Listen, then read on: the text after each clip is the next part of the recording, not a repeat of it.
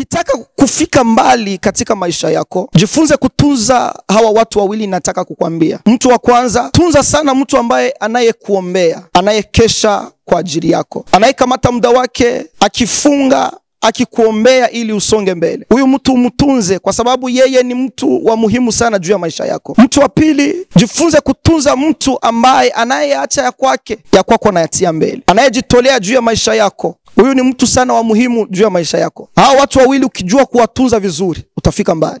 Watu wameshabadilika, watu wako kama mnyama, roho zao zimebadilika, zimejawa na chuki. Mahali unapoishi kuna watu wanakuzunguka, lakini ujue ya kwamba kuna watu wanapenda maendeleo yako na kuna wengine hawapendi maendeleo yako.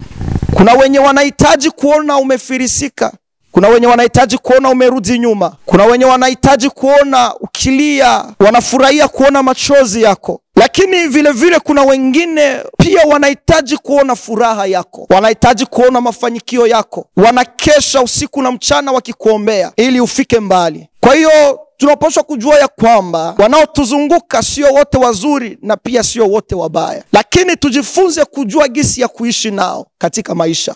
Nilitaka nikwambie ndugu yangu, usijifanye bingwa wa kusaliti watu, usijifanye bingwa wa kuumiza mioyo ya watu, usijifanye bingwa wa kusimamia maisha ya watu na kuyaumiza, kwa sababu Biblia inasema ya kwamba kila hutaki wakufanyie usikifanyie wengine. Tunaishi katika nchi, katika dunia ambayo inayozungukwa na maadui zetu, lakini nitaka nikusihi usiwe na moyo wa mnyama. Sisi ni binadamu, Mungu ametuumba na moyo wa upendo. Yesu akaambia wanafunzi wake, mkikuwa na upendo kati yenu, watu watajua kwamba mko wanafunzi wangu. Yesu anahitaji tuwe na upendo. Yesu anahitaji upende mwenzako kama jinsi unavyojipenda, upende adui yako kama jinsi unavyojipenda. Kwa hiyo nilitaka nikusihi, jifunze sana kutembea na watu, jifunze kuishi na watu. Kadri jinsi unavyoishi na watu vizuri, maisha yako pia yataishi vizuri. Mungu huwa hatupatii utajiri, lakini Mungu anatupatia watu, kwa sababu watu ndio utajiri. Nilitaka nikwambie, pamoja na utajiri wako, kama hauna watu hawezi ukafanya lolote. Kwa hiyo msaada tu pia kwa watu utahitajika. Memsi utakuwa unajieneza pande zote, lakini watu utawahitaji tu. Nitaka nikwambie, maisha ni mzunguko. Leo ni wewe, kesho ni yeye. Inawezekana wewe unaishi vizuri kwa siku ya leo, lakini kesho maisha yanakubadilikia. Lakini ukijifunza kuishi na watu vizuri, na watu pia watajifunza kuishi na wewe vizuri. Tenda wema uende, usichoke kutenda mema, usichoke kusaidia watu. Kadri jinsi unavyoweza, kadri jinsi Mungu alivyokubariki. Uwe na moyo wa upendo ndani yako. Hiyo ndiyo amri ya kwanza Mungu aliyoipana. Nilitaka nikwambie,